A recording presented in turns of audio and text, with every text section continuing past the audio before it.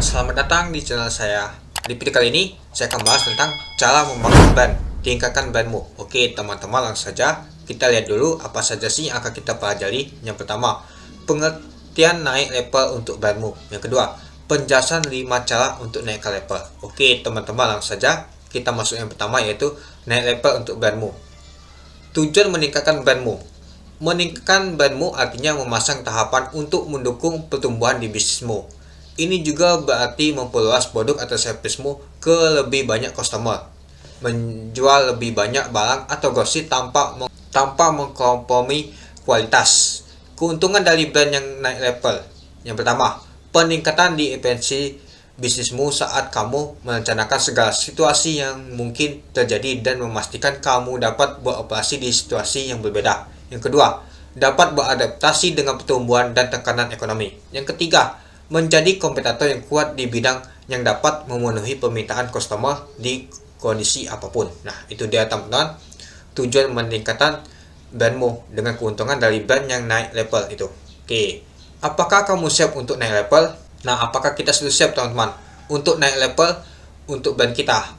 Ini adalah 5 tanda untuk mengetahui apakah brandmu siap untuk naik level. Yang pertama, fokus pada brandmu. Nah, jadi kita harus fokus teman-teman kepada brand kita. Yang kedua, melewati targetmu sebelumnya. Nah, jadi kita harus ada target sebelumnya teman-teman. Nah, kalau sudah kita ada target sebelumnya dan kita bisa melewati, artinya kita naik level teman-teman itu. Yang ketiga, arus kas, yaitu cash flow yang kuat dan penjualan yang berulang. Nah, artinya kita tuh harus kuat teman-teman untuk kas kita teman-teman, dan juga penjualan yang berulang teman-teman atau repeat order. Yang keempat, konsep yang dapat dibuktikan dan infrastruktur yang dapat diandalkan. Nah, itu dia. Yang kelima, ada di kondisi risiko minimal. Nah, risiko kita harus minimal teman-teman. Jangan sampai risiko kita tuh hit atau risiko kita tuh bisa merugikan brand kita. Itu dia.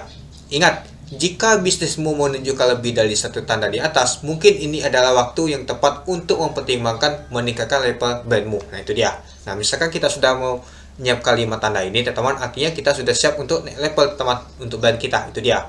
Oke, kita lanjut. Nah, 5 cara naik ke level brand. Nah, ini dia teman-teman untuk 5 caranya. Yang pertama ada promosikan tokomu. Yang kedua, invest di iklan. Yang ketiga, pasang usaha di tambahan di layanan customer. Yang keempat, cara alternatif untuk pemenuhan pemesanan manual. Yang kelima, jangan lupa websitemu. Itu dia teman-teman untuk meningkatkan brand kita. Oke, kita masuk yang pertama, yaitu promosikan toko kita teman-teman. Nah, yang pertama, buat strategi marketing. Pertimbangkan faktor sebagai berikut ketika melancarkan strategimu. Yang pertama, siapa customermu? Nah, jadi kita tahu dulu teman-teman, siapa sih customer kita? Apakah ada reseller mau ini teman-teman, itu dia. Lalu, dari mana kamu makan atau menerima pengiriman?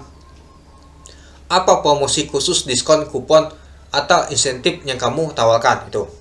Lalu, yang B-nya, pertimbangkan untuk menggunakan sosial media untuk menghubungkan kamu dengan customer yang sudah ada dan calon customer. Itu dia.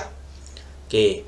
Nah, kita buat strategi marketing dulu teman-teman. Ada 3 faktor yang harus dipikirkan ketika membuat strategi marketing ini. Yang pertama, customer, lokasi, dan promosi. Nah, contohnya ada produk casing HP teman-teman. Nah, yang pertama, customermu. Siapapun yang menggunakan HP, tidak ada batasan umur tertentu pastinya. Yang kedua, lokasi teman-teman. Customer lokal, customer luar daerah, customer internasional, tergantung dari negara. Yang ketiga, promosi. Kita gunakan garis ongkos kirim jika membeli lebih banyak produk. Voucher yang dapat digunakan untuk pembelian kedua, diskon jika membeli lebih dari 10 produk. Itu dia teman-teman, contohnya. Oke, contoh kasus kedua yaitu baju bayi. Customernya ibu dan orang tua. Lokasinya yaitu lokal dan luar daerah, pengiriman di luar daerah ya. Promosinya itu gratis ongkos kirim jika mencapai jumlah tertentu dan voucher. Nah, itu dia teman-teman untuk strategi marketing kita. Oke, kita lanjut. Gunakan sosial media teman-teman. Sosial media akan membantu kamu untuk mengidentifikasi siapa customermu. Iklankan produk atau tokomu di beragam sosial media. Temukan sosial media yang cocok dengan kontenmu. Contohnya, Instagram mempunyai iklan yang lebih berfokus ke produk kecantikan dibanding sosial media lainnya. Itu tipsnya, pasang di toko kita di Lazadamu sehingga semua trafficmu terkumpul di satu sumber dan siap untuk dibeli oleh customer. Itu dia. Nah, itu dia teman-teman, kita gunakan sosial media. Yang kedua, kita invest di otomisasi. Otomisasi termasuk banyak hal seperti menggunakan software untuk penggantian harga dan memperbarui stok teman-teman. Ini dapat membantu kamu menghemat waktu. Contohnya fitur chat membantu kamu membuat balasan otomatis seperti pesan selamat datang, pertanyaan yang sering ditanyakan, atau balasan di luar jam kerja atau mode liburan. Lalu, kamu juga menggunakan service marketplace, di mana kamu dapat menemukan enable yang menyediakan jasa seperti admin chatting. Lalu, aplikasi pihak ketiga. Nah, itu dia teman-teman, invest di otomisasi ini. Nah, yang kedua, service marketplace. Nah, service marketplace membantu kamu berpartner dengan jasa pihak ketiga untuk membantu mengoptimisasi keperluan operasionalmu seperti dekor toko dan admin chat itu. Lalu yang ketiga yaitu pasang usaha tambahan di layanan customer. Layanan customer tidak seharusnya diotomisasi seluruhnya karena masih memerlukan sentuhan manusia, teman-teman. Itu layanan customer yang buruk dapat berdampak pada bisnismu. Customer online biasanya akan memilih untuk berpindah ke kompetitor lain jika mereka merasa kurang dapat berinteraksi atau selalu mendapat pesan yang bersifat otomatis dari tokomu. Ingat, fitur chat dapat membantu kamu untuk berkomunikasi dengan customer dan mengakses informasi seperti status order, lewat pesanan, dan lain-lain. Itu dia. Oke, lalu juga contohnya di bawah ini menunjukkan balasan yang sesuai dengan keperluan customer. Dalam skenario ini, customer menghubungi seller untuk mengeluh tentang produk yang rusak, teman-teman. Nah, ini dia teman-teman yang salah, teman-teman. Nah, saya menerima paket saya namun produknya rusak dan sekarang saya ingin refund. Kamu seharusnya memeriksa dulu sebelum dikirim. Nah, ini dia teman-teman, customer mengeluh teman-teman bahwa produknya rusak. Nah, ini dia tanggapan chat yang baik teman-teman. Kami memohon maaf atas apa yang Anda alami. Kami selalu ingin memastikan bahwa customer kami dapat mendapatkan paket dan kondisi yang baik. Apakah boleh dikirimkan foto dari produk Anda terima sehingga dapat kami proses, atau video ya teman-teman. Nah, kata tanggapan otomatis biasanya gini teman-teman. Terima kasih untuk pesanan Anda.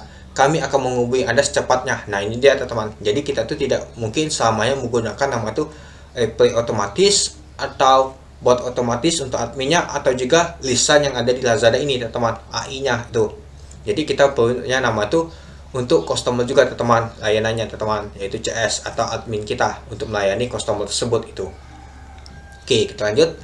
Nah, yang keempat, cara alternatif untuk pemenuhan pesanan manual. Proses pengiriman sendiri adalah sistem di mana kamu menyimpan stokmu sendiri dan memenuhi pesanan melalui jalur distribusi sendiri. Jika ingin diotomisasi, proses pengiriman sendiri seharusnya dihentikan untuk kamu yang ingin naik level, karena ini memerlukan banyak waktu dan tenaga.